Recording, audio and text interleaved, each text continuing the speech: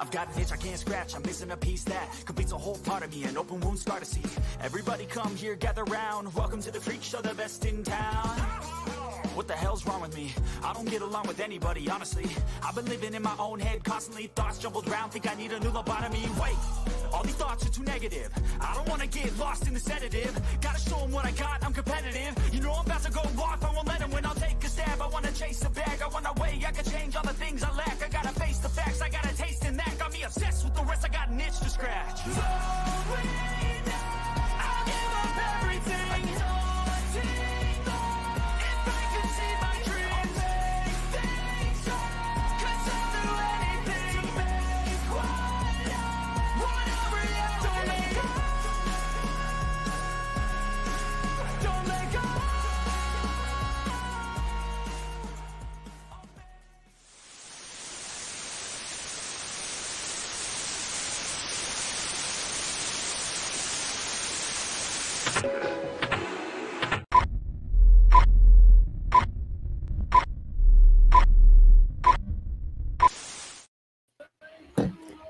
Hello. Hey, Jerry. Hey, Miss Christy. I'm How are still you? trying to figure out how to go live on Instagram. Well, you'll figure it out. I know you will. I know, eventually I will. I got Guess confidence in you. what? What? Where's Ruffles? I see her alarm is set and she's not here yet. Oh, she'll be here. Hi, Dee Dee. Hey, Dee Dee. So, I was singing karaoke just now. Thought my live was at 8:30. Don't shoot me, okay? I was just 30 Oh, minutes no. late. Yes, I know. So I was like, oh, shoot. I got a notification from Facebook. Oops, here I am. Anyhow, how's your back? Oh, my gosh. This This brace is going to break my back. She has some fractured bone, people. Fractured bone. I was, Richie. I wanted to do another one, but I had a live schedule, so here I am. So, y'all, OMG. And I can't, to eat with it on, I eat 2 bites and I'm like full because it's restricting all my guts and everything together. Not to be gross. You can't loosen it just to eat? No? I did loosen it to eat. Oh. And then 2 bites later, I was full, so it didn't even matter. So, yeah, I ate a couple bites of the pork steak and rice and a couple cucumber bites, and I'm done. So it didn't even matter. Well, right before I went live, I saw a notification and it said, I'll tell you who it's about and you tell me what it said. It's about Miss good old Sarah Boone in Florida. Now you tell me what that notification said. What we going to talk about Miss Sarah Boone for tonight? Oh, we're going to talk about updates. Well, what's the update on Sarah Boone? Somebody tell me. What is the update on Sarah Boone? You got to know. You got to know. This is going the 8th time. You got to know. I've been so busy today that I don't know. You got to know that. Continuance, I don't know. You need to know. Sarah Boone loses 7th attorney ahead. Right, Dee Dee? Okay. They fit this to me, or so they claim. I don't know. It's the VA. So what happened? She has a back brace. But this was supposed to be like a turtle suit to begin with, but it's not a full turtle suit. It's like a half. And if you've seen this thing that I have on, it's Velcro's all the way in the front, really restricts your movement. And I just take it stand up and show us. No, I'm not doing that either. Okay. Because I only got a shirt on. So Richie was kind of right. She loses another attorney. Wow. What? Ran out screaming. Let's see. Right. Thank you, Dee Dee. I can't breathe neither. Okay? My breasts are up to my freaking eyeballs. Okay. Look, I'm serious. Wait, hold on. I'm talking about something serious here. All right, folks, time to reveal something else you need to She just know stopped me in my on this Groundhog Day. Take a look. Oh, there she is. That's Sarah Boone from the suitcase murder trial. She's written another letter to the judge. And guess what?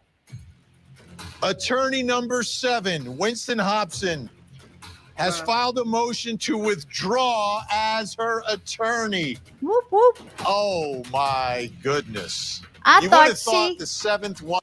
I really thought she liked this guy. I really did. Look how happy she looked. First appearance, of course, right? The lawyer wants out. Oh, she crazy. She crazy. Pro se. Sarah, pro se. Sarah. Never gonna get to the trial Was the because charm. keep going I through know. attorney. I know. Who in the hell gets 8 attorneys? Her. Who? Has that ever happened in history?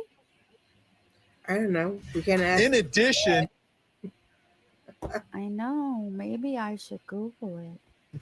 even the judge has now left the case, and Sarah Boone has written a letter to the new judge. Let me read it to you. Yeah, read it to us. It's a new judge? She got a new judge and her attorney wants out? Wow. Hold on, let me put this doggone thing back on. Yeah, she has a new judge. Let's go. Where's my... Maybe she's... This is not the way to get on the judge's good side, Sarah.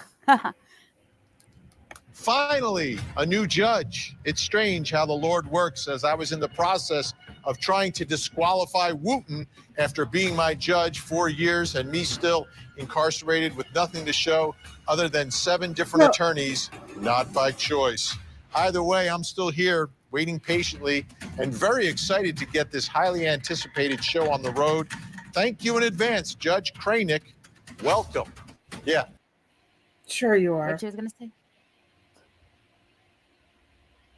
Yeah, she's not really in a hurry. She's got 3 hots in the cot right now. She's sitting pretty. Well, she's in there to go anyhow. Life. Right? Behind where, I mean, from jail to prison. That's the only place she can go. Well, she ain't going home. That's for damn sure. It's not going to be any classier in prison than it is in jail. I mean, I don't know what she on expects. here. She freaking put herself in prison. Okay? Keeping that first doing it. Okay? DD. I got to go there. Doing it. Oh Then recording herself, taunting him, then leaving it on her phone. For what? For you to laugh at the next day? Nope. For you to get arrested the same day. This woman is crazy. And just to think, I almost didn't talk about old Sarah tonight. Y'all know how I love me some Sarah Boone. I've been waiting since last year for this, for this trial. Like, welcome to the crazy show. This is unreal. I've never seen anything like it. 7 attorneys withdrawing from the case. Sarah Boone. This thing's never going to happen. It's like an ongoing joke at this point. And, of course, appropriately all happening on Groundhog Day. On Groundhog Day? Yes, it is. Did Puxatani Phil see a shadow today? Please say no. What's today? Today's Groundhog's Day for real? For real. It's the February 2nd. I didn't know that.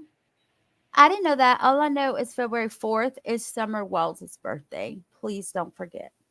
Okay, well, I want to know if you saw his shadow. Does anybody know that?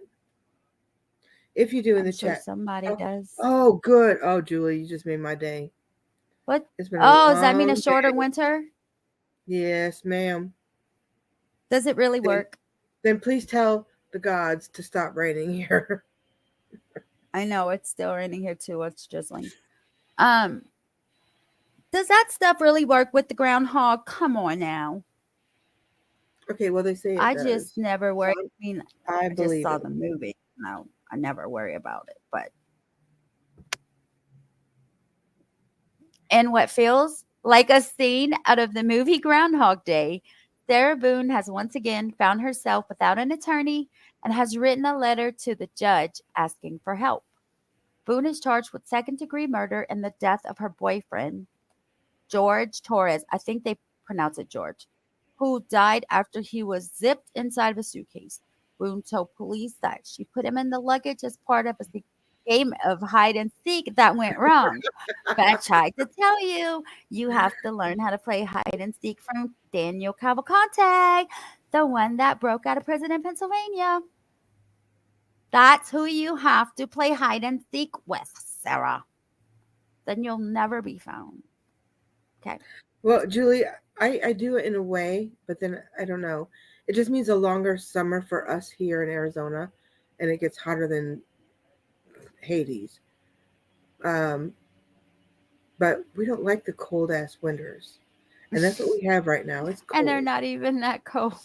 Oh, oh, Like they're cold to here. Yeah, that's cold, but you know what I mean. yeah, it's cold for me.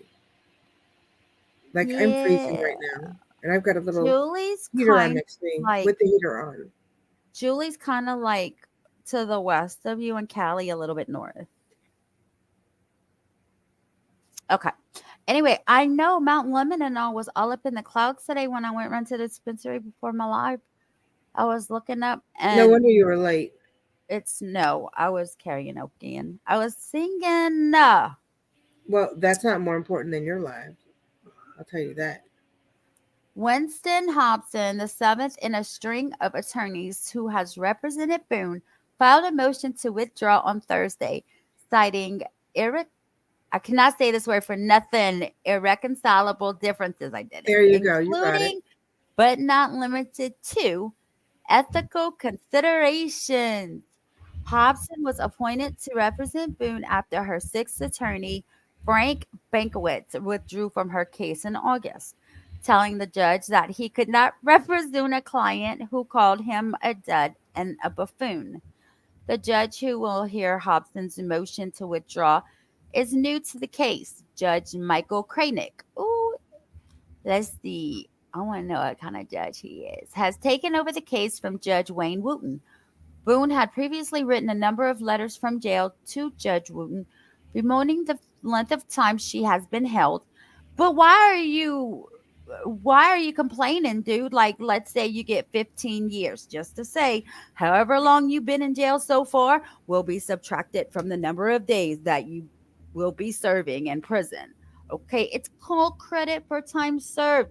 Why don't you check around with your little inmates up in jail with you? Right. They know. And when you're sentenced to life, it's not going to matter. So I don't even know what she's crying for.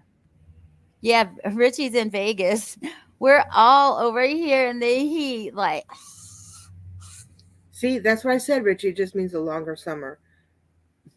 Dee Dee, she must be in a And it, northern state, a snow state.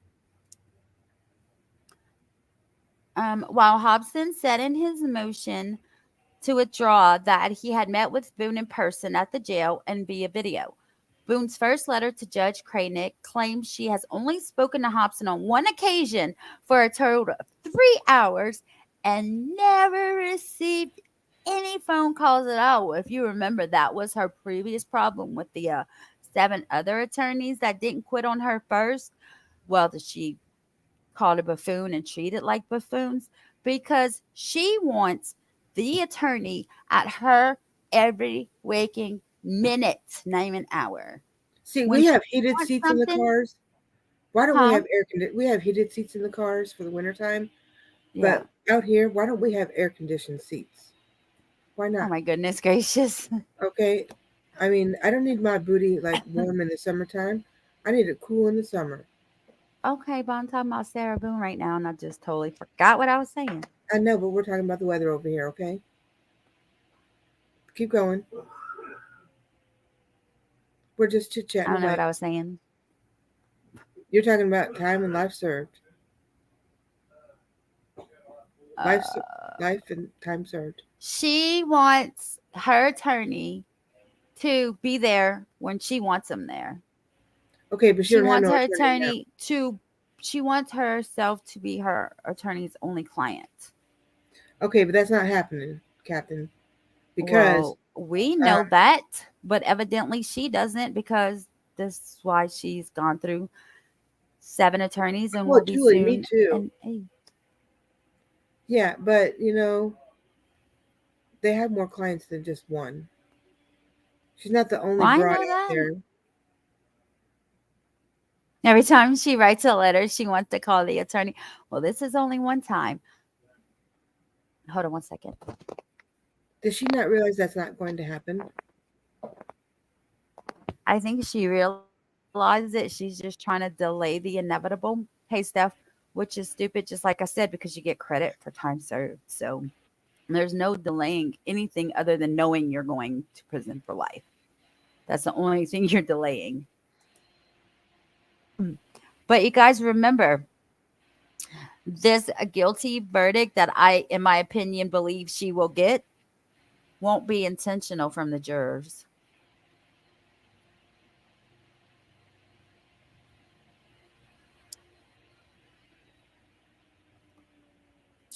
Boone made no secret for her disdain for Judge Wooten in her letter, blaming him for the delays in her case along with her attorneys. Finally, and we just read that, but I'll read it again.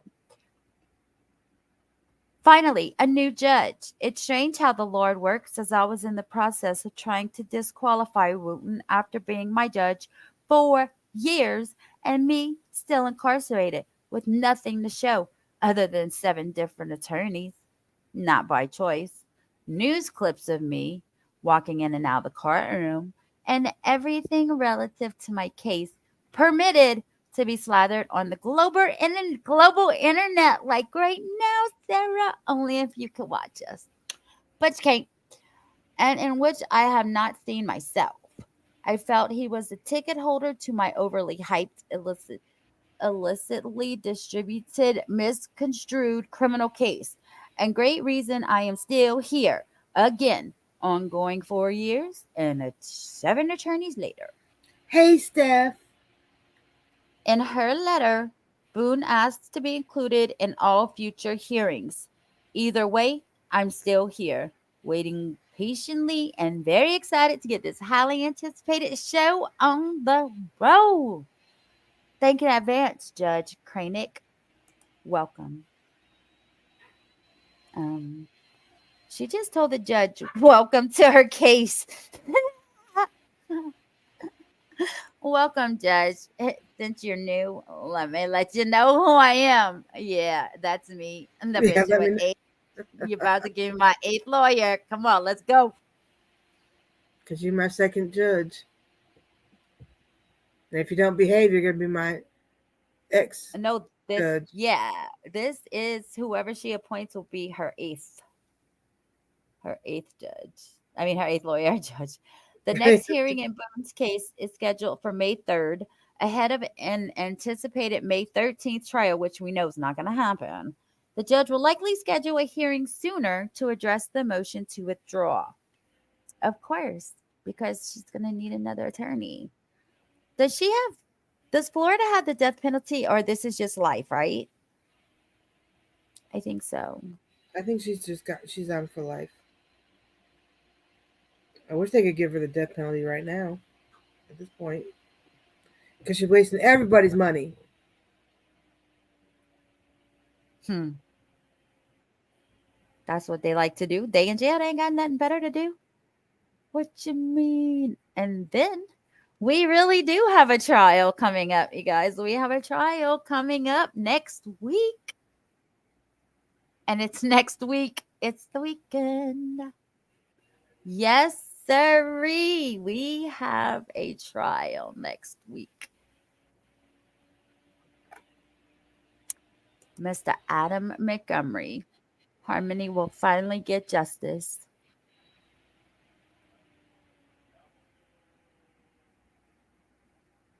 Right now at Premier Auto.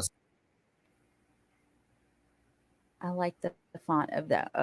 It kind of looks like Burger King's font. The numbers. It does. Is this a Scott says yes? Okay, Scott. I know they're here major in trial we're Tucson, covering, too. and that will begin next week. Jury selection begins Tuesday for defendant Adam Montgomery. You remember this case. He's charged with second-degree murder, tampering with witnesses, falsifying physical evidence, and abuse of a corpse. The corpse is not just it's this beautiful 5-year-old little Harmony Montgomery that's broken the hearts of all of our viewers who have monitored this case. And now, finally, he will be going to trial. Let's get you caught up on this case. And to do that, here's some background. Before he goes over the background, back on my BS was here earlier. She's good, just going through a lot, and she's working a lot. Of the case against Adam Montgomery. I want you to know that I never stopped looking for you, and I won't stop fighting until I find you.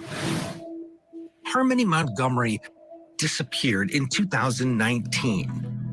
For 2 years, nobody reported her missing until November of 2021, when her mother, who had lost custody of Harmony while dealing with substance abuse, called police. I've been begging for any type of answer since 2019. Harmony's father, Adam Montgomery, and his wife, Kayla, had custody of Harmony. They told investigators that they left Harmony with her mother after they were evicted from their home. Eventually, in January of 2022, police had enough evidence of physical abuse against Adam Montgomery. He was arrested for assault of his daughter. He pled not guilty. Adam's wife, Kayla, was arrested as well for perjury. Both said they had no idea where Harmony was. Well, there's some discrepancies between what you're telling us and what other people are telling us. Like, this isn't going to stop. So, I know it's not. So, So either get on the bus now or get run over. I get that. Investigators also uncovered evidence that Adam Montgomery had stolen guns. He was slapped with multiple charges, including theft and being an armed career criminal. Then in October of 2022, he was charged with Harmony's murder. 5-year-old Harmony was murdered in Manchester in early December of 2019. Mr. Montgomery has been charged with the following: second-degree murder for recklessly causing the death of Harmony Montgomery by repeatedly striking Harmony in the head with a closed fist. According to the probable cause statement, Kayla Montgomery, Adam's wife, told investigators they had been evicted and were living in their car when, quote, Adam was extremely upset that Harmony was not saying when she needed to go to the bathroom and was having accidents in the car. While Adam was driving, he turned his body and delivered sets of 3 to 4 blows to Harmony's face and head on 3 separate occasions over a course of a few minutes. After the final blow, Adam said, "I think I really hurt her this time."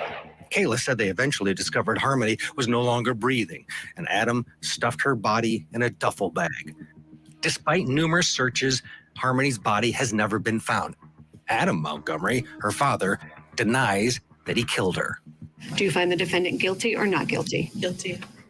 In June of 2023, a jury found Montgomery guilty of the weapons charges, and at his sentencing, he spoke to the judge asking that she not let the pending murder charges impact her decision. The only consideration that I ask you this morning is for you not. Please tell me why, when he went to court for sentencing on those gun charges, the weapon charges that he went to for last year, and he got like 60 years or something like that. When he went to the sentencing, you know what he told this judge, right? I asked that you do not consider the charges I have for murdering my daughter. I did not murder my daughter. We're not talking about murder. We're talking about your weapon charges, sir. To consider anything as it relates to the case regarding my daughter Harmony. I did not kill my daughter Harmony, and I look forward to my upcoming trial to refute those offensive claims. It's here. Adam Montgomery was sentenced to at least 30 years and up to followed her case are waiting for justice. I want to make sure we honor her in every way possible. All right, that case again, Tuesday, jury selection, and we expect that it'll take some time to get a jury in this case because of the amount of attention that the case has received. It's one of the more heartbreaking cases we've covered here at Court TV for a number of reasons, not just Little Harmony's demise, but the way that the system basically failed that little girl and the time that was Like lost so many. while she was So many. in the custody of that man and allegedly that man and her mother's. Exactly, sir. Exactly that man. So I think if I remember correctly, they said that Kayla's trial is in May. So if his starts, say, the end of February, not sure how long it'll take for the jurors. And considering that they'll have the same witnesses and experts as Lori and Chad did because it's the same case, I definitely don't see this trial being over in 8 weeks. No way. No way. What about you, Sherry? I'm sorry, I was replying to my son. What'd you say? Look at Oh. me. I'm a bad co-host. I don't think this trial will last.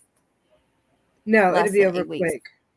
No, it won't be over quick. It's gonna last a long time. I think. Y'all think this trial is gonna be short or long? I think it'll be longer than 8 weeks. Well, let's look at Lori and Chad.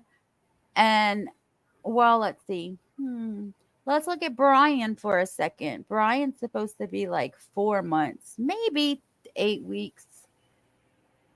Okay, 8 to 10. That's mine. What you say? I said How many shorter. weeks? I say 6 weeks. 6. Okay, 2 weeks. Yeah. 6 weeks, 8 weeks. We'll see. And she's finally gonna get justice. She's so cute. The little munchkin punchkin.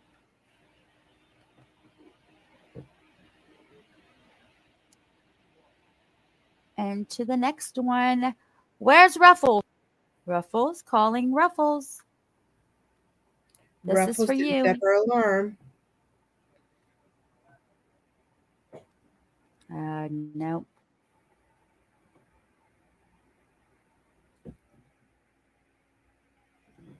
Evidently. Parents of Courtney Clint murdering boyfriend. What the hell is it? Oh no, but we don't do shit over here like this. We do. Hey, you know this. I done read you earlier. We did Hey, not freestyle. pay. Hell no. Howdy. What you think?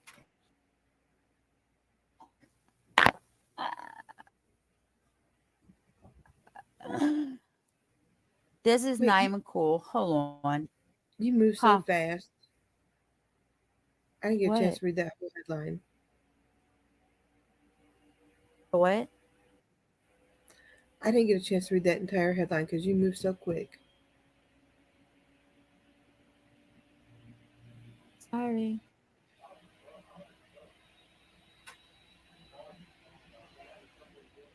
Oh.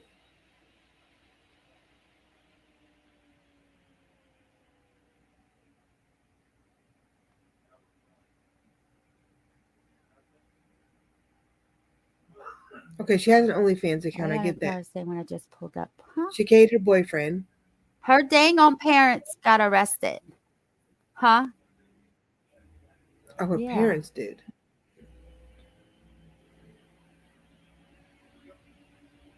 Oh, they didn't? Yes.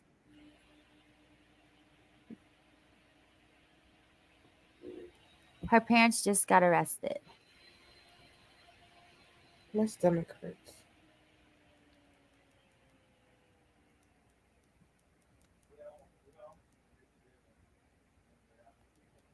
Why are her boobs just like right in my face right now? No, that's her tramp stamp back there. Whether or not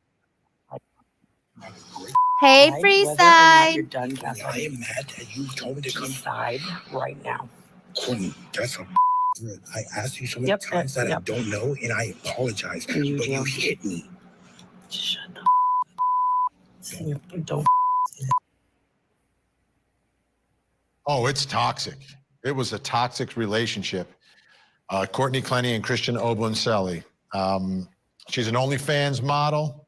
She was making a lot of money before she took that picture. There were some other pictures that she was making money from, and she was wearing even less clothes for those pictures. Living the life down in Miami, but it was, I mean, these two were on drug-fueled binges, and things got ugly. And from what I've seen so far, he's the one getting like stabbed in the leg. He's the one getting a bottle thrown at him. Like, she's violent from the evidence I've seen. Now, the defense says they have a whole different story that they're going to present at the trial. But now the latest development here is that Courtney Clenny, the defendant in this one, her parents got arrested.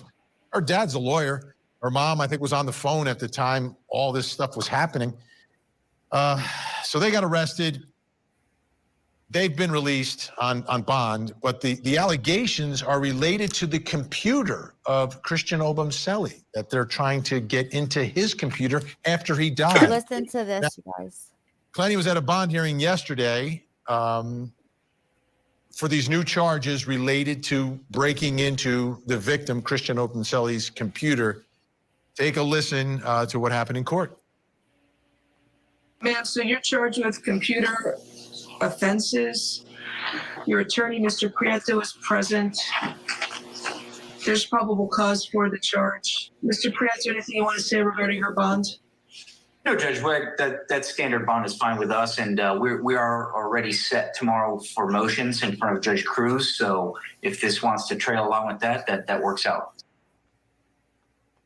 Okay, so her parents got arrested in Texas because that's where they live. They had their hearing. They got out on bond after a couple of days being locked up because they're all allegedly involved together in trying to break into this computer while Courtney's behind bars, and her parents had a bunch of the stuff from the apartment.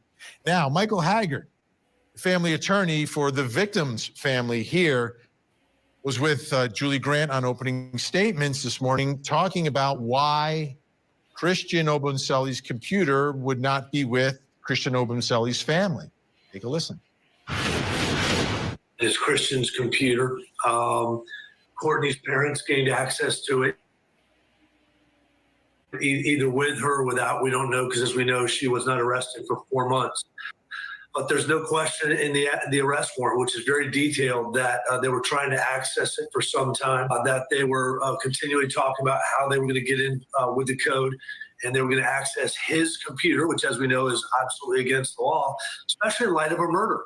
This could be crucial evidence that they never shared with the prosecution, and they eventually broke into it looking for evidence, and until they were caught, never brought it to the light of day. But because that apartment was in her name, the family, the Obunselli family, the victim's family, was not allowed in the apartment to gain his possessions, get everything. So there were several items that they were trying to get that were very important to them. Their son was murdered.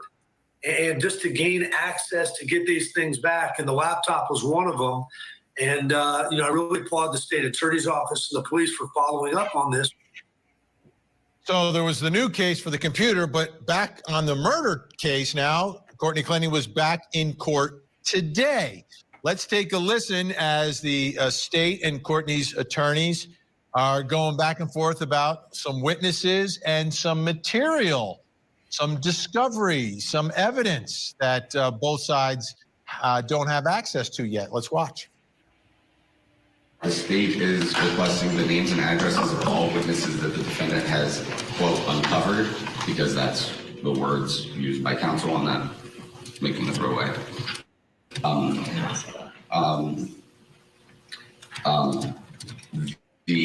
That were present for any of these recordings, a list of the individuals that were present for the recordings that were made and provided. Specifically, there's several set of videos, but the studio video, for lack of a better term, one where there were 5 different takes, and there was a secondary video that looked to be outside. I don't know if that was only the defense's expert or other persons there recording it. Those people are pertinent for the any discovery.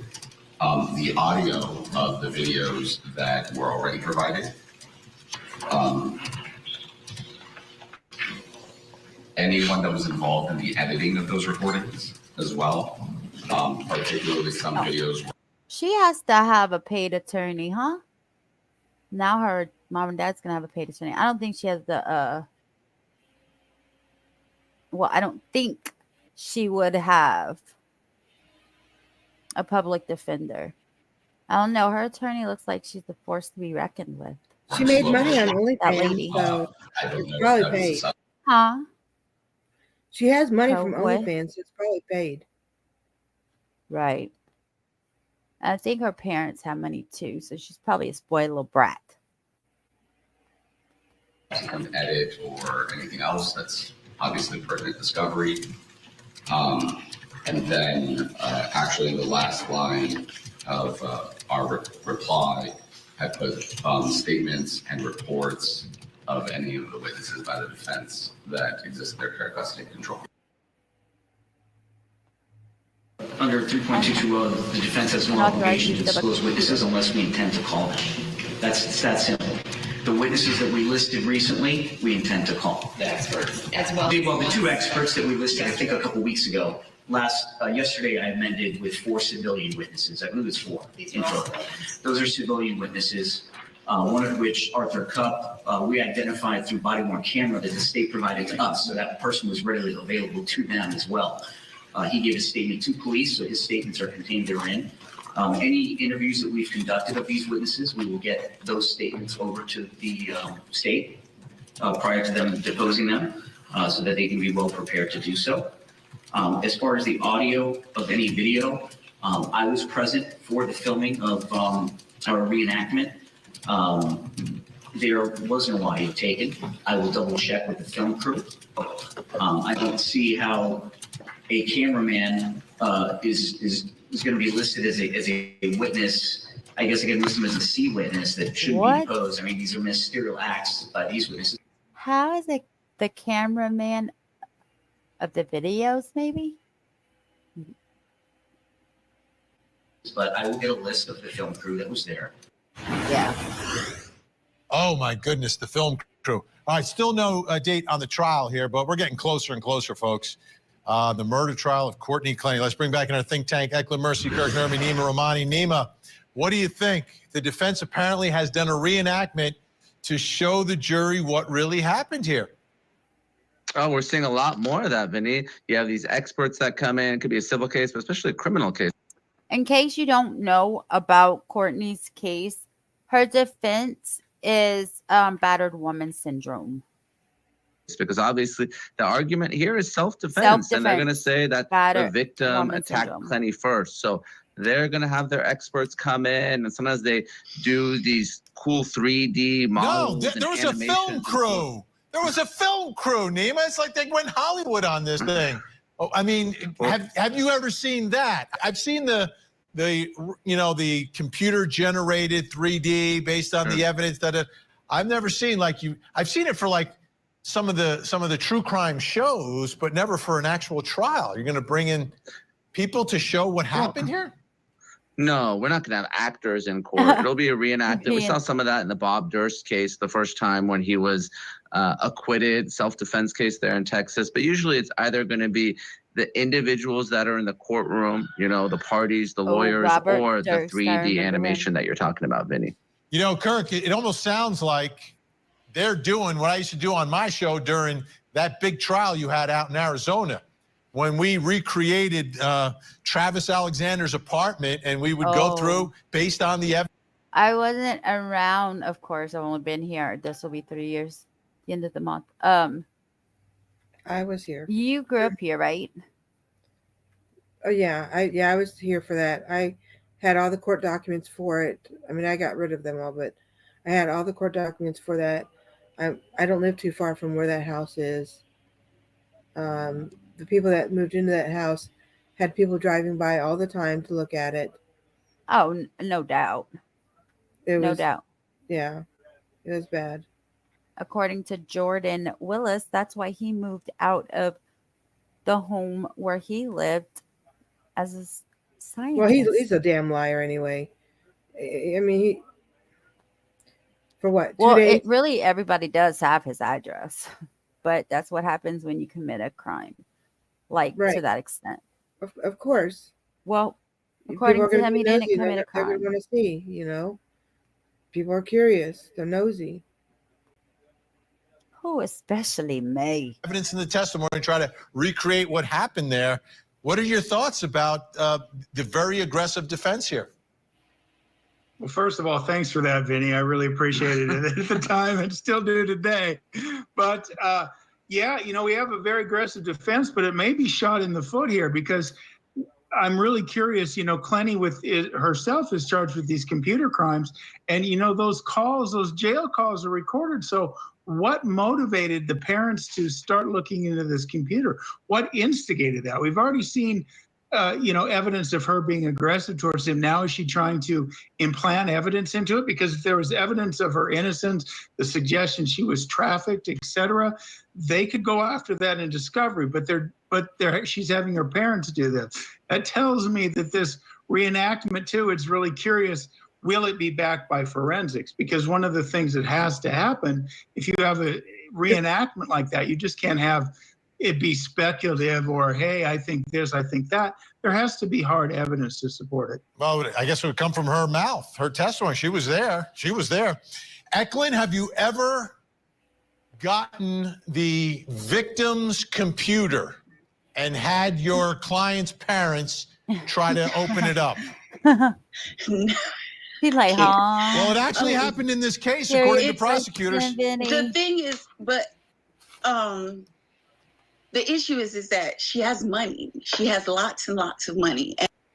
See, I knew it. Her parents are going to have good attorneys too. Mm-hmm. I knew her attorney looked like a force to be reckoned with. I think this might be a very, very good trial. And it's not like a case in which her assets are frozen or anything like that. She's got 7 figures, so you can do everything. Eklund, we're out of time for this segment. I got to save some time.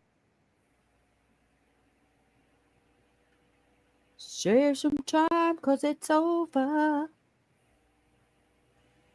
So that's what I had on Courtney Clenny. Okay.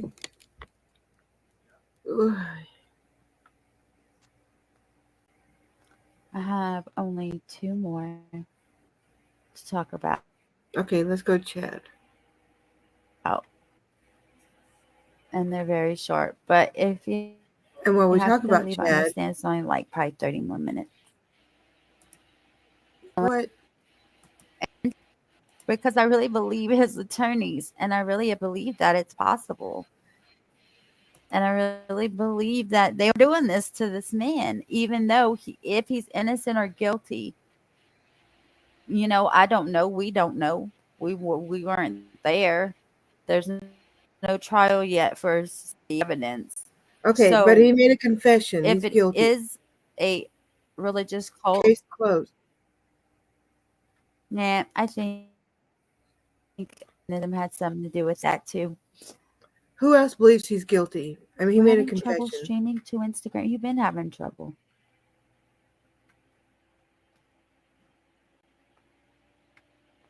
Was it made under? I know he made a confession, but it was them Odin guards that were starving him and threatening him. Watch, you'll believe it. Eventually. No, I don't. Let me find them.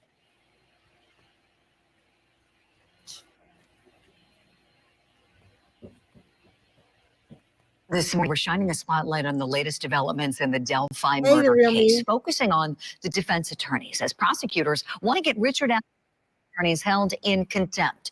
These prosecutors say that Allen's newly reappointed attorneys, Brad Rosie and Andrew Baldwin, have violated the court's gag order and were grossly negligent for being at fault for crime scene photos being leaked to the public, which the state says has caused irreparable harm to the victims' families. In their motion, prosecutors allege the press release and the 2 occasions of leaked information show a trend by defense counsel of not being completely honest with the court, violating the court's gag order set in place to protect the integrity of the case, and failing to comply with the protective order put in place to protect the discovery in this case.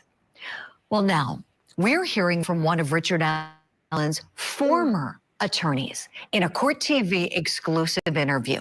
Public defender William Labredo stepped down as counsel earlier this month after the state Supreme Court decision, and he's therefore no longer bound by the gag order. Court TV documentary producer Barbara McDonald with This is only like a little snippet of what I want to review the whole. It's like 45 minutes with his attorney talking about the Odinism and the quote unquote Odin guards and their patches that they wore on their correctional officer outfits that you're not supposed to alter. I don't know. But you worked as a CEO, right, Sherry? Yeah. And that worked as a CEO in Eloy. So y'all know you're not supposed to alter your uniforms. Correct.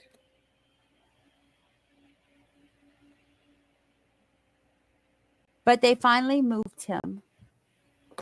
They finally moved him to a different prison after being struck by the... Oh, sorry.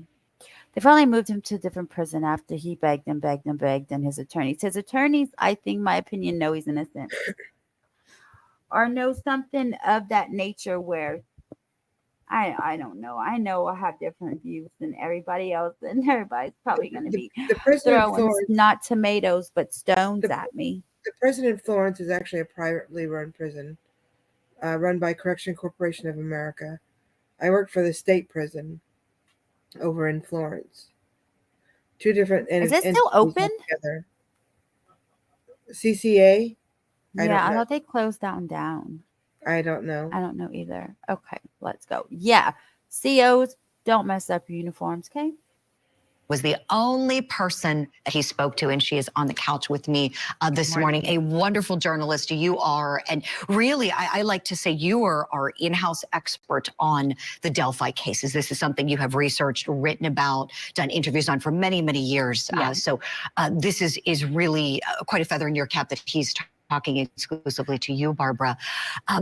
Tell us, what was the most stunning thing to you that he shared, please? I think how emphatic he is in his belief that Richard Allen is innocent, not just not guilty, but that he's innocent of these charges and not involved at all, according to Bill Labredo. That was a bit surprising to me, and I pushed back on that a bit. Like, you're a defense attorney, that's your job, right? To say that. And he said he has handled murder cases. He's handled. Right. That's what I said too at first. But then when they were going to defend him pro bono in a case like this, then I got to thinking about stuff. I don't know. No one's ever answered that question. Probably 100 murder cases in his career, and he says he doesn't say that very often, and he's never felt as strongly about a client's innocence as he does in this case. Wow, Barbara, that says something. It really does. And the fact that you pushed him too, and you were like, well, you're not just saying your client's not guilty, you actually really believe that he's not guilty. And he even used the word innocent with you, not innocent. going a step beyond. Yes, 100% innocent is what he said. Wow. We also talked about a lot of other things connected to the case, including the theory of Odinism that was floated by the original defense team. They've now been reinstated, but they said in some of their filings that they believe that white supremacist members of this Odinistic cult are responsible for the murders. And I asked him about that. Here's a little bit of what he had to say. I thought it was hocus pocus. I honestly didn't. I'd never heard of it. And the more I got into it, So that's like the patches that they were supposedly had on their uniforms. The triangles. This black and red patch. Yeah. More. Don't know how many it's supposed to be. There's a lot there. And then like this flag thing, but that looks like a clover where the stars are. Is that a clover or a star? Kind of looks like a clover. that's a real thing. Well, it It is looks a like it real represents thing, and it's scary. flag. In what way? The what? It looks like it represents the flag, and then you've got the triangles. Yeah, but does it look like clovers as the stars? I can't tell. Okay. Well, I believe they sacrificed a girl and killed another one.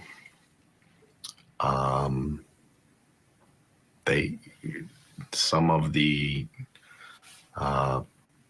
people that live in Delphi were very brazen about their Odinistic beliefs on their Facebook pages and other social media accounts, including the sergeant who was in charge of keeping Mr. Allen safe in Westville. You described one of those officers that's mentioned in one of Rosie and Baldwin's filings, Sergeant Jones, who was wearing patches that said "In Odin We Trust" on his Department of Corrections uniform. Yep. The judge ordered the warden to make them stop. And So they were wearing "In Odin We Trust" patches. Yeah, and they're not supposed to. So they are Odin's. And then what did you notice? That Mr. Jones had a tattooed under his right eye. From the best we can tell, it looks a lot like Odin's spear. And he had several tattoos on his forearms, including the interlocking triangles that are on his Facebook post. I got to give credit to Mr. Rosie and Mr. Baldwin that, they picked up on that. We saw him, and, confinement officers at the Allen County Jail aren't even allowed to have facial hair, let alone facial tattoos. Oh. I was a little miffed that the warden allowed that, or he even knew what it was. Is Delphi a big place? Don't laugh. I really don't know. I don't know either. Okay, good. We'll find out. What state is it in? Indiana. Delphi, Indiana.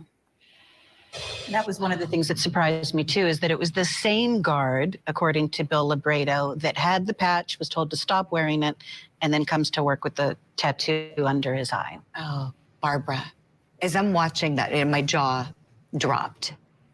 Something else that's interesting that you asked him about, when he's telling you he believes in that legal theory, he wasn't the first attorney to put it forward. As you know, it was the first set of defense attorneys who are now back currently Richard Allen's defense attorneys. And as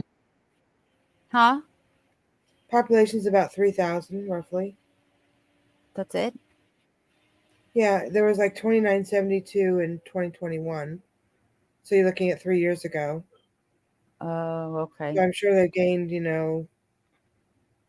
28 people in the last 3 years. So probably a quarter of the town works at the jail. Yeah, it's a jail town. Mm-hmm. we know, attorneys don't always agree on a legal theory in a case. To me, that really says something, that there may be some substantive value in it. Your thoughts? Yeah, and he said that, their defense strategy would have been probably a little bit different than Rosie and Baldwin, but not too different. They were also preparing a Frank's memo for a Frank's hearing. All right, Sherry. These two guys right here think and believe that Richard Allen is innocent. Nothing to do with it whatsoever.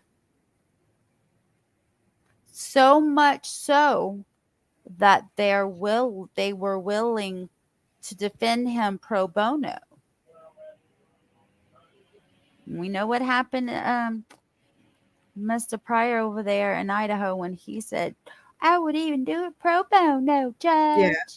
Then you're going to do it pro bono. But this judge didn't, because this judge knows a little something about this case, like what Baldwin and Rosie has to say, right? But now we won't even get into this judge right here. Yeah, we won't get it. I think he's innocent.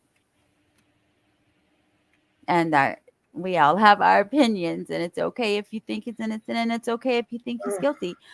We're all, we all have our opinions, and we deserve to have opinions, and we're entitled to them. So it doesn't matter. I have to lay down soon. I'm in a lot of pain. Okay, it's okay. I know your back's broke. I have 2, I think, left. Chad and then both Chads. And then this has 4 minutes left, and then I'm done. But I know you'll be in chat, so it's okay. I understand you got a broken back. I do. I'm like dying here. Okay, I'll text you whenever I finish the live. Okay. Thanks for coming up. You're welcome, dear. I wish I could stay to the end. Hi, T. You almost did. Almost. All right, I'll see you in chat. I'm going to take a pain medicine now. Okay, bye. Thanks. Bye, baby. Love you. Love you too. Alleging that there were, problems with the information that was used to obtain the search warrant for Richard Allen's home. So it sounds like they were following a similar path, if not, not identical, but a similar path for sure. Close, right? With the Odinism theory being at the heart that someone else carried this out, and that this brutal killing of those beautiful children was done by someone practicing Odinism. Exactly. And that's what, I think when that first Odin memo dropped, we were all like, Odinism, what is that? Right. Right. I think for a lot of people, it was that there's no way that that could be true. And this is somebody who looked into it, who at first said, no, I don't buy that either. But then after getting into the case, he had it for 79 days as lead counsel, and he says there's something there. Wow. Barbara, I know that obviously as an attorney, any communications he had with Richard Allen, as you know, are privileged, but he can certainly describe, how he was doing in jail or what he saw. The appearance, I know, has been so stunning to so many people, the dramatic weight loss. Tell us what he shared with you about that. He said that he is improving some mentally and physically, but that it is still very difficult for him. He dropped from 206 pounds at his arrest to about 122 pounds at his lowest. He says he's still probably in the 130 to 140 range, so definitely much lower than what he had been. He described him as calm, very soft-spoken, very engaged in his defense, and very kind and appreciative to the people working on his defense. Wow. It sounds like even though there was so much disruption and we saw such a bitter legal battle playing out all the way up to the state Supreme Court, you were there, watching things.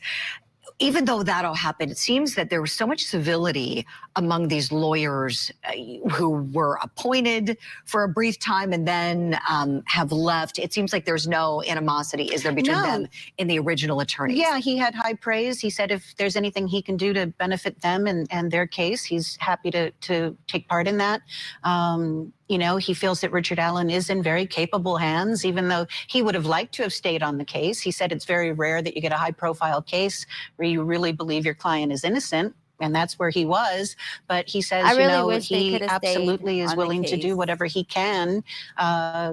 I know that, legality-wise, it's a little dicey now at this point, but he wants to see Richard Allen get a fair trial. And he also believes that Judge Fran Gull is the secret to that fair trial. He thinks she's the right judge for this case. And now she's been appointed is it the chief judge in her division, Barbara? Wow. So, which is a huge nod from her colleagues. I mean, that must say so much about her. He said she's one of the most qualified judges he's ever worked with. He's been arguing before her for 2 decades or more, and says she's absolutely the judge who's going to ensure that Richard Allen gets a fair trial which is what he says he wants. Yes, and he certainly has that right, as you know. Barbara McDonald, I can't wait to see all of your interview. Thank you for the closing preview. arguments. Yes. Yep. And then there's also going to be a story going up on courttv.com with some more Beautiful. information from my talks with him. Beautiful. You've been doing a great job with the writings that you put up on our website and all the information you are sharing. Barbara, thank you so much. Julie. And again, a big reminder, you can watch all of. Wow, I thought Judge Gold would be the one to be against him and make sure he does not get a fair trial. I wouldn't have thought that at all. But apparently, if he believes so, then nay, or something, right? Now we're going to get to Chad Dorman. Chad Dorman, as we all know, is accused of, but really did, in my opinion, shoot his 3 sons execution style.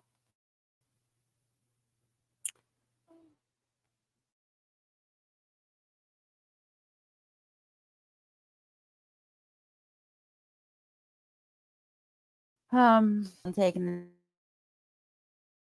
a nap with them, then he got up, did his little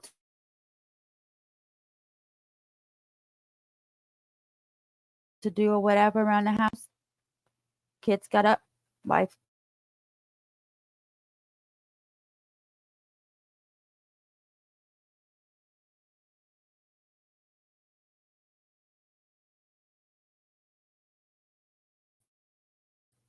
I don't know if it's and just shot him, and that is shot him.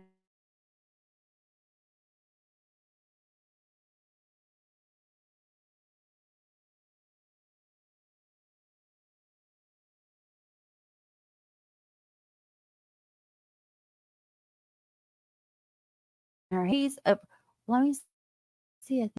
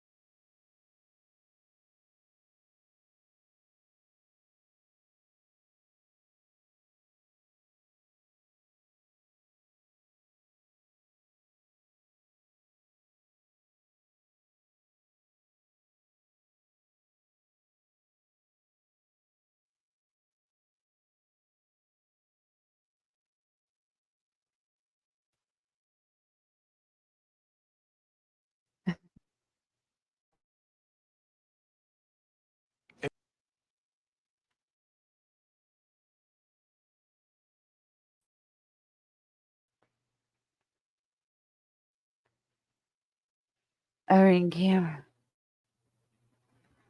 I mean, I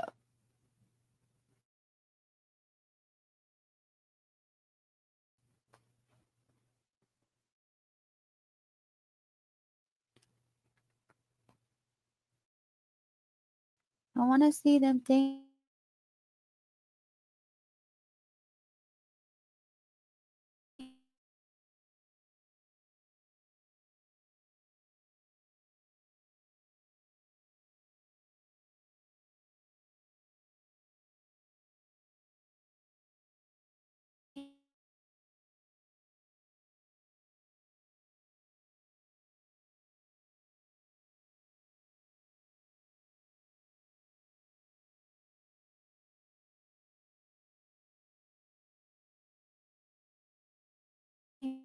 Can't stop going so slow.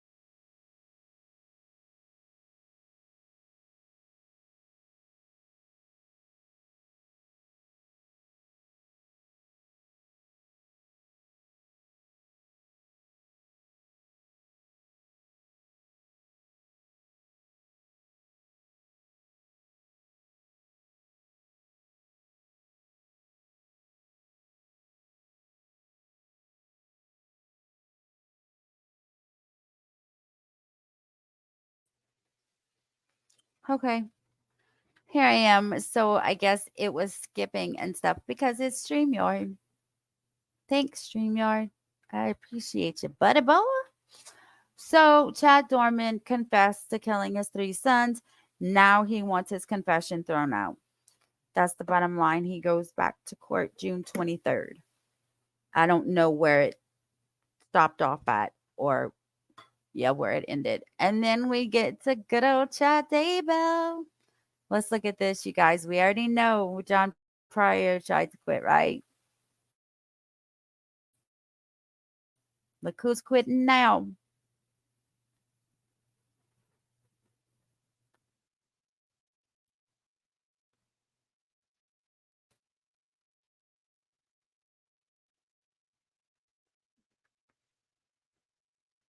Here we go. Daybell prosecutor Rachel Smith leaving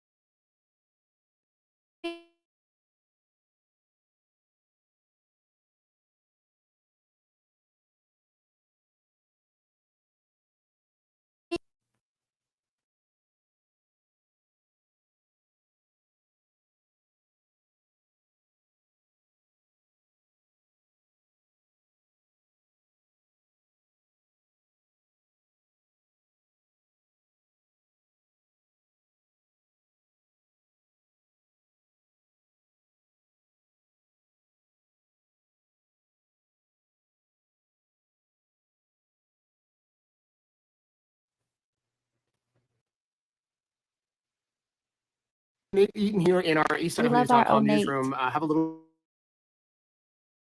bit of news Nate to is Rachel Smith, the special prosecutor who's been on the case for nearly 3 years now, is leaving. She is stepping down at the end of February, effective February 28th. And I have a statement from her. I have a statement from Rob Wood, who is the Madison County prosecutor, Lindsay Blake. I reached out to her and she sent me a statement. But the big question like is Lindsay. Let me read to you what Rachel sent me. I heard this morning that Rachel was leaving the case and reached out, and she said it has been a true honor to help pursue justice for Tylee Ryan, JJ, part of the state of Idaho's efforts that led to the conviction of Lori Vallow Daybell in 2023. I've spent the vast majority of my legal career as a prosecutor. To have the opportunity to utilize my victims' families is something I'll cherish for a lifetime. She then says, I appreciate the opportunity to work with Madison County prosecuting attorney Rob Wood and his team as they led the prosecution of Lori Vallow Daybell. My work on behalf of the state of Idaho on the Daybell matter is expected to end on February 28th as the Fremont County Prosecuting Attorney's Office leads the prosecution of Chad Daybell for charges connected to the deaths of Tylee, JJ, and Tammy. I wish them the very best of luck in the pursuit of justice. Rachel Smith. I asked Rachel, is there a reason why? Why are you leaving? She declined to elaborate at this point and said that her statement, is all that she wants to say right now. The timing, of course, is interesting given the fact that Chad Daybell is set to go to trial April 1st, and her last day is February 28th. So that's a month before that. Now, Rachel is the second prosecutor to leave the team in the past few months. Tanya Rawlings, the deputy prosecuting attorney who was assisting Lindsay Blake, she was appointed a judge. So she's off the case too. So right now we know of Lindsay Blake and Rob Wood. I've asked Lindsay if there's any other prosecutors that will be joining the team or changing things up. And she did not say. Spencer Rammel also assisted with Lori Vallow's case. And from what we can see is that Rob Wood led that one, the Lori Vallow prosecution, and Lindsay Blake is leading Chad Daybell. So different kind of strategy, I guess. We'll see if how that plays out in court, if there is any different strategy. Obviously, Rob Wood will be assisting Lindsay, kind of how they both work together. All of them worked together. But Rachel Smith has been on this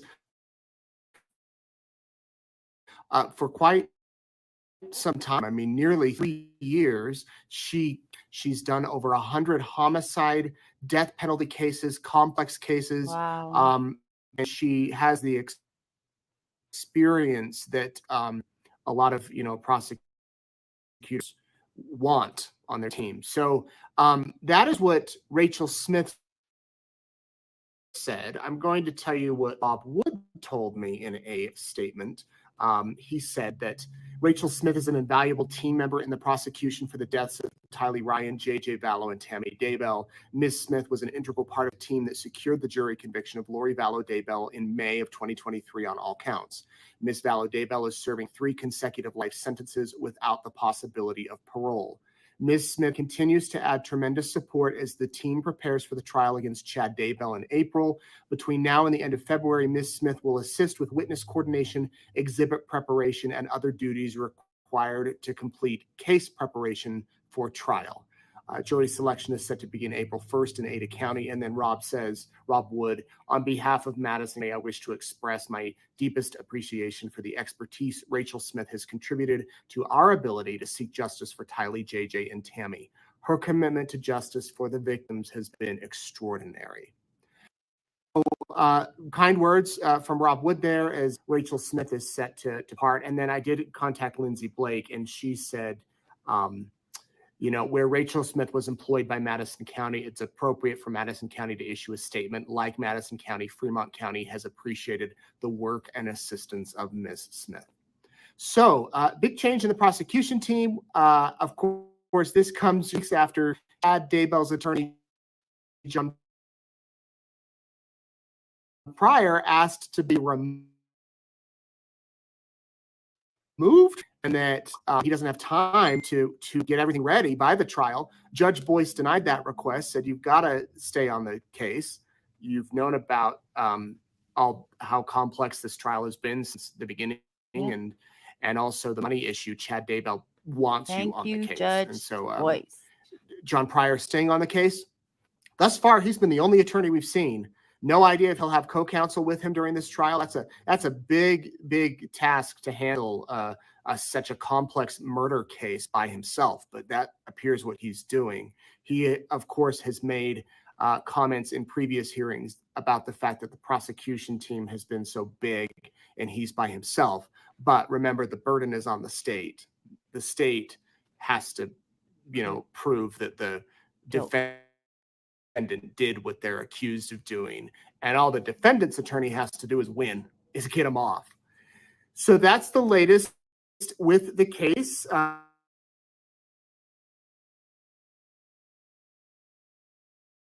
It is a hearing coming up. I believe it's 3rd. Oh no, that's Chad Dorman. Yeah, it's February. Shoot. Oh, his trial is going to be over. The next hearing in the case is a pretrial conference. It's scheduled for February 22nd in Fremont County. And that's, I think, where they will, if I remember the Lori Vallow one, basically the judge is like, are you ready to go? Are you ready for trial? Let's do this. What do you need before then? And then it will be televised. The judge is going to allow the court cameras to record it and stream it live, actually. So wherever you're watching this now, you can watch then on East Idaho News, on YouTube, our YouTube page, on Facebook, and actually see the trial play out as it happens. All right, we'll have the latest on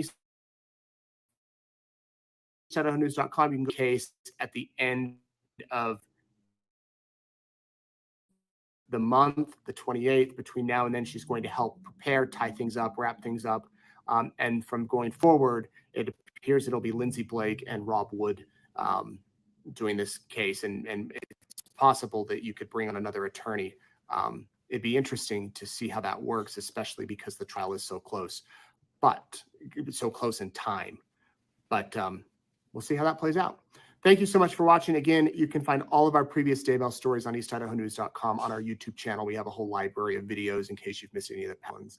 And you can also, follow along with the latest timeline and the who's who in the case. I'm Nadine.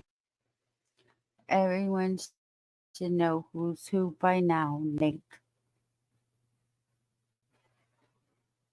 I cannot wait for this trial to be over with so that more justice for JD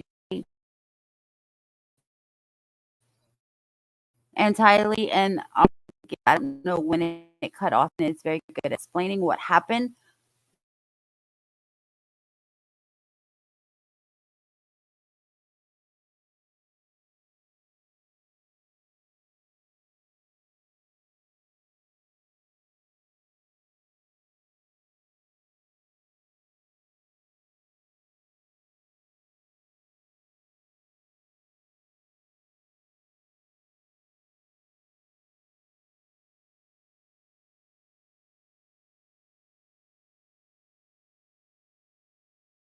Which had dormant.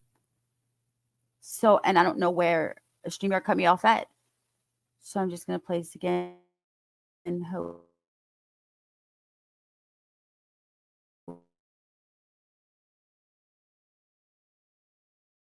Hopefully.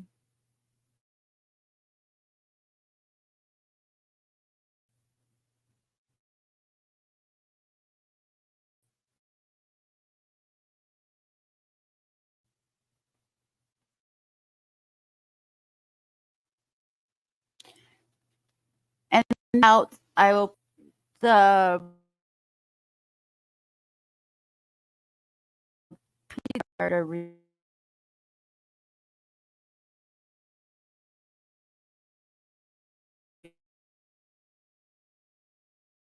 trial.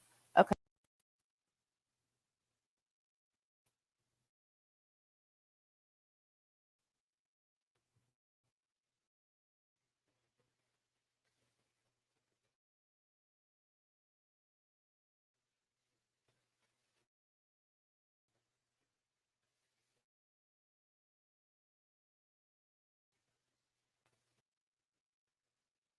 This is what it did last time.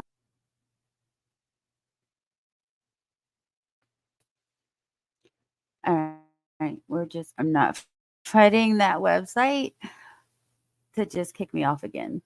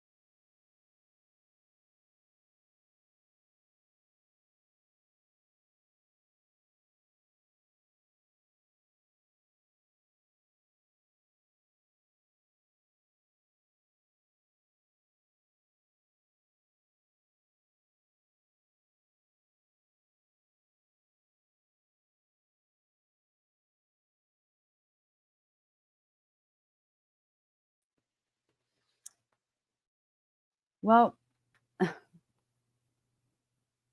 is what it is, I guess. I knew I didn't want to play that stupid video. That's the one that kicked me off last time. So I'm just going to end with this video right here, you guys. It's a video that I made. So the static looking part in the video is what I put to make it so I can play it without copyright.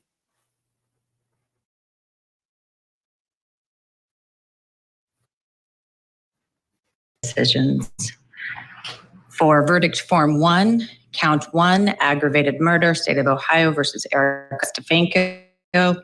We, the jury, being duly impaneled and sworn, find the defendant Erica Stefanko guilty of the offense of aggravated murder as charged in the indictment occurring on or about June 20th, 2012 through June 21st, 2012.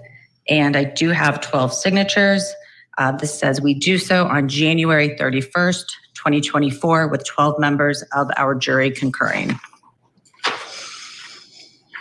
On count 2, murder, we, the jury, duly impaneled and sworn, find the defendant, Erica Stefanko, guilty of the offense of murder in the commission of an offense as charged in the indictment occurring on or about June 20, 2012 through June 21, 2012.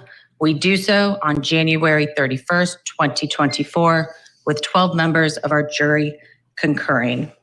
I knew from the get-go, Detective Hitchens knew from the get-go. When I was at my daughter's grave, when they put her in the ground, he said, I'm never going to give up, yeah. He never did, and I never would.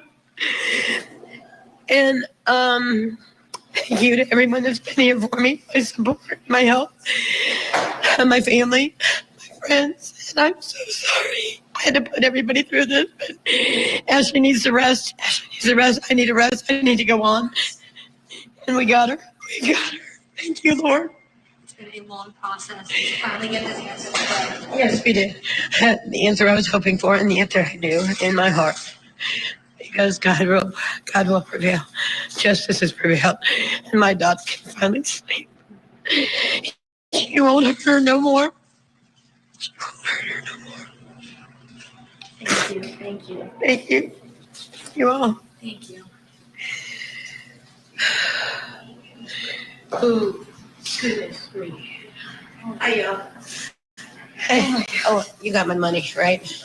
Keep going. Here. Keep going? I said keep moving on. Oh, I'm moving on. It's time for me to be happy. Yeah, time to be happy. I need to move on. I need to move on. I need to have a life. I could never finally sleep. That got me. Never had a life. I'm just so happy. What does this mean to the rest of your family? Oh, I'm sure.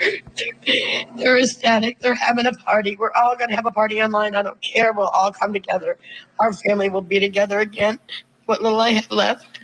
Thank you, Mike, for being there for me. You've always been there for me. You're my rock, and you see me through this all. And I can't thank you enough. I'm sorry, I'm crying. No, do not apologize. I'm just ecstatic. I just Got the answer that you were hoping for. the answer that I do with my heart. I knew it was all gonna come together. Congratulations. Thank you. Get some sleep as well. I know you. Oh, I will get some sleep. Oh yeah, you need that sleep. Yeah. I don't know about the night terrors. They're not gonna quit, but it's okay. Ashley will see me through this. She will. Yes, ma'am. She can finally rest. That's all I gotta say. Thank you, girl. Thank you. This woman, Ashley, that was murdered, was an Army veteran, a mother, of course, a daughter, a sister, trying to just go on about her life. But for what? Because the guy that you was seeing or friends with is his ex. They didn't get along. That's why. Thank you. Thank you. How would you describe Chad as like running the family? He was in charge. Kind of like a general with his troops, I guess. Okay. He was very focused on discipline and he was violent. Okay. I don't want to get too much into it, but was he abusive to the children? Yes. Okay. Was he abusive to you? Yes. Okay, we're going back on the record. State of Ohio versus Erica Stefanko. It is 2:04 p.m. and neither party has anything further to say. No, Judge. Thank you. Not on behalf of the defense. Okay. Mrs. Stefanko, you were convicted of count 1 and count 2, which were originally count 15 and count 17, aggravated murder and murder. State of Ohio and attorneys Laybourne, Kelly, and Kranek have agreed for a merger of those counts for the purpose of sentencing. The state is moving forward on aggravated murder. The indictment reads that you purposely and with prior calculation and design caused the death of Ashley Biggs. The law requires me to listen to the statements of counsel, listen to relevant evidence, consider the sentencing factors, the seriousness factors, and the recidivism factors before the court. The court has analyzed those seriousness factors and the recidivism factors.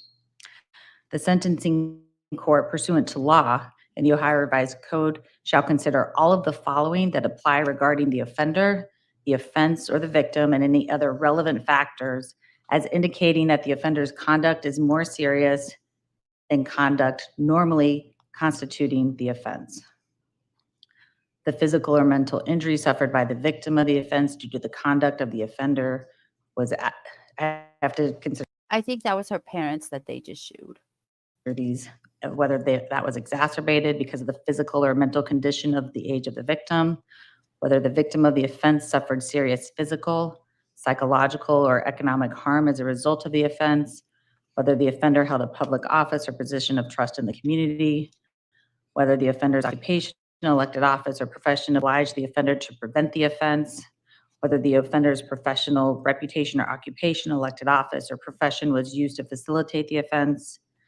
I have to consider the offender's relationship with the victim and whether that facilitated the offense, whether the offender committed the offense for hire, whether in committing the offense, the offender was motivated by prejudice. The sentencing court shall also consider all the following that apply regarding the offender, the offense, or the victim, and any of the relevant factors as indicating that the offender's conduct is less serious than conduct normally constituting the offense. If the victim induced or facilitated the offense, whether in committing the offense, the offender acted under strong provocation, whether in committing the offense, the defendant did not cause or expect to cause physical harm to any person or property, and whether there are substantial grounds to mitigate the offender's conduct, although the grounds are not enough to constitute a defense. The sentencing court also must consider all the following that apply regarding the offender and any other relevant factors as factors indicating that the offender is likely to commit future crimes, whether at the time of committing the offense, the offender was under release from confinement, whether the offender previously was adjudicated a delinquent child, whether the offender has not been or had not been rehabilitated to a satisfactory degree after previously being adjudicated a delinquent child, whether the offender has demonstrated a pattern of drug or alcohol abuse related to the offense, and if the offender shows no genuine remorse for the offense. The sentencing court also shall consider all the following that apply regarding the offender and any other relevant factors as indicating that the offender is not likely to commit future crimes, whether prior to committing the offense, the offender had not been adjudicated a delinquent child, whether prior to committing the offense, the offender had not been convicted of or pled guilty to a criminal offense, whether prior to committing the offense, the offender had led a law-abiding life for a significant number of years, whether the offense was committed under circumstances not likely to reoccur, and again, whether the offender shows genuine remorse for the offense. With this, Mrs. Stefanko, based upon the facts and circumstances, consideration of the relevant sentencing factors, applying the minimum sanction I've determined will protect the public and punish you without imposing an unnecessary burden on state or local resources, analyzing all the factors I'm required to analyze, including the seriousness factors, the recidivism factors, and all other factors before the court, including the following: the testimony of all the witnesses, the testimony of your co-defendant, the testimony of the victim's daughter, and your sworn testimony. Also taking into account the fact that you took the life of a young working woman who was trying to support her only child, the fact you took the life of a young Army veteran who served our country and put others before herself, taking into account that you lured this young Army veteran mother into a dark parking lot late at night while in a car with 4 young children. And this is the most egregious part. That included the victim's own daughter. Also taking into account the secondary trauma that you've caused for individuals in the community, for jurors, for court staff, and everyone else who's had to review the pictures, the testimony, and everything that happened that night. Could you please stand, Mrs. Stefanko? The court is sentencing you to a term of life in prison without the possibility of parole. Please maintain your decorum or you'll be taken out of the court. Understood? Thank you. Again, the court is sentencing you to a term of life in prison without the possibility of parole until after serving 30 full years of imprisonment. As part of your sentence, you must obey all laws, refrain from any offensive conduct, follow all the rules of the department. You are not allowed to use drugs and alcohol, and you may be tested for that. You must follow all the rules of the institution. You are legally entitled to jail time credit. This will be calculated and included in the final entry. I have analyzed your present and future ability to pay costs and fees. Considering the life sentence imposed, I will waive those costs and fees. I am not imposing a fine, and I believe the state has not requested any restitution. Correct, Attorney LaPrenzi? That's correct. Okay. I am now going to review your requirement to register as a violent offender. Register as a violent offender. Okay, guys, thank you so much for watching with me. I am so sorry that I got kicked out of StreamYard twice. I pay good money for the StreamYard stuff. Shoot. It'll get better. One day at a time. StreamYard will get better, you guys. I promise. Did y'all hit that thumbs up for me? I really hope you did. I can't wait to see you tomorrow for another live. Have a wonderful night.